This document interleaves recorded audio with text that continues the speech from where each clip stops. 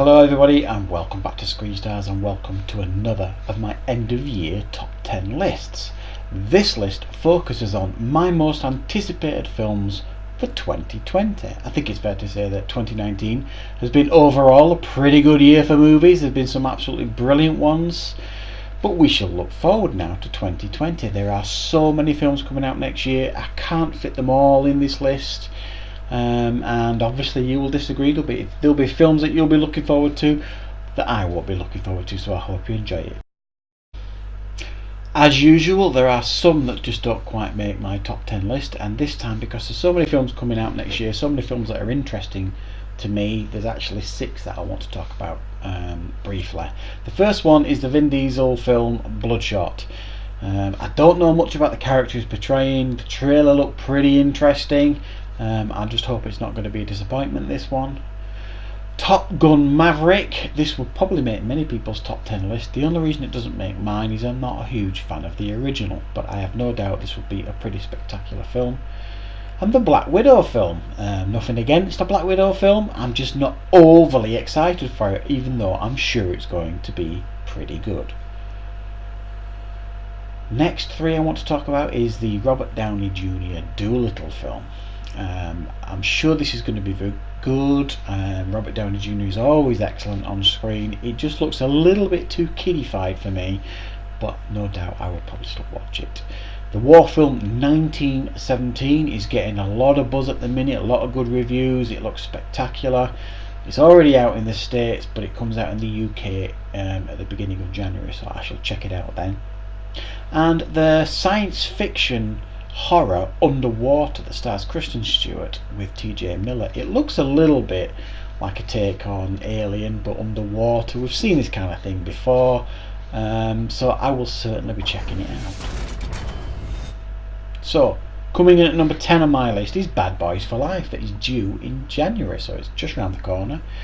Now I'm quite excited for this, mainly because I've just recently rewatched Bad Boys and Bad Boys 2 and reviewed them on the channel recently, and that got me quite excited for Bad Boys for Life.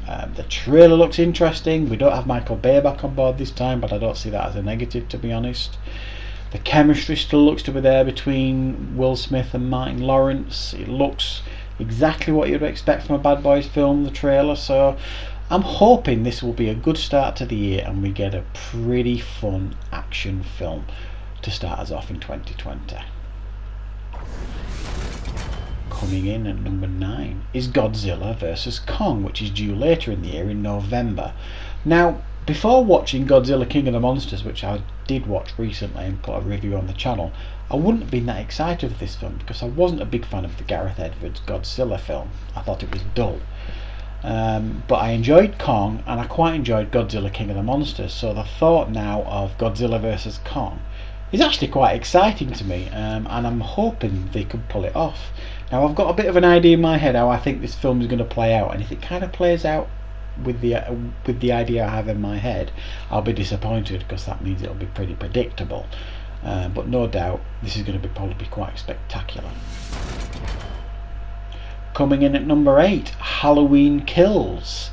The Halloween film that we got last year, the new reboot, whatever you want to call it, with Jamie Lee Curtis returning, was actually a really good film. I really enjoyed it, so inevitably it made money. We were going to get a sequel, so I'm hoping they can deliver here as good a quality as that first one that we got. It seems like all the cast is returning, we've got everybody back on board with writing and directing, so the ingredients are there for it to work. I'm just hoping that it delivers, so yes, I am quite looking forward to this one. Coming in at number 7 is Free Guy, the Ryan Reynolds film that is due in July next year. Now, I only recently saw the trailer for this, and this almost looks like a live action version of the Lego movie, where Ryan Reynolds plays like an NPC in an ultra violent video game, Grand Theft Auto style video game it seems. And he's got to kind of save the day. He's the ordinary guy rather than the hero who's kind of got to, break out of character and save the day in this completely wild and mad video game world.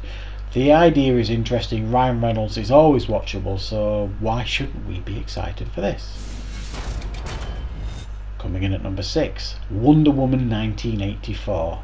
Brilliant, brilliant trailer that was released recently, and it really got me very, very excited for this film. I thought it looked fantastic. They've got the retro feel and the music right. Might have revealed a little bit too much in the trailer, but maybe not. But it certainly looks very, very good. The first Wonder Woman was a real it turned a corner for DC, I think, and it showed everybody that DC, they do know what they're doing, and they're heading in the right direction. And the Wonder Woman was rightly received and critically received as a brilliant film. So I think lots of people want this one. The Conjuring 3, The Devil Made Me Do It, I think is the subtitle to this one. I'm excited for this because I'm such a big fan of the first 2 Conjuring films. I think they're brilliant, brilliant films. I'm excited for this one, but I'm also worried about it because we're getting quite a few bang average Conjuring films these days, and the director of this isn't James Wan. It is the director of The Curse of La Llorona, which is a little bit worrying because that was a very bog standard Conjuring universe type film. But I've got my fingers crossed that they can deliver another really effective Conjuring film here. So it's on my list because I am looking forward to it for sure. Coming in at number 4, No Time to Die, the newest James Bond Daniel Craig film. I thought the trailer looked good. I'm hoping this is Daniel Craig's last outing as Bond, so I'm hoping that he can really deliver. I've been pleased for the most part with his performances as Bond. I think the last one that we got bothered me because it seems like it's moving away from the fun factor. But Bond films should always be fun, and I don't think he even cracked a smile in the last film. So I'm hoping this can be some tongue-in-cheek fun at the same time, and I hope it doesn't take itself too seriously, but I have no doubt that this will certainly be a smash, even though the vultures are circling it. Coming in at number 3, A Quiet Place Part 2. We've just had the recent teaser trailer for this, so it looks really, really good. I thought the first Quiet Place was fantastic, really original, really, really clever, really, really effectively done. One of the most tense films I've ever seen. So naturally we were always going to get a sequel. It looks like they're expanding the world a little bit. They're going a bit more and wider into the world here. Peaky Blinders, Cillian Murphy is appearing in this film. So the ingredients are all there. John Krasinski's back directing, his wife Emily Blunt. So everything should there. So hopefully this will work. Number 2, Dune. Really, really looking forward to this. Denis Villeneuve, who I think is a stunning director. His Blade Runner 2049 for me was one of the most spectacular films I've ever seen. He's proven that he can do effective science fiction.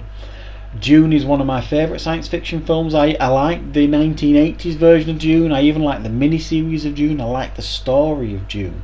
So I hope that Denis Villeneuve can give this the big screen outing that it deserves, because it's a mammoth task to put this story up on screen. But if anyone can do it, he can, and I'm really excited to see it.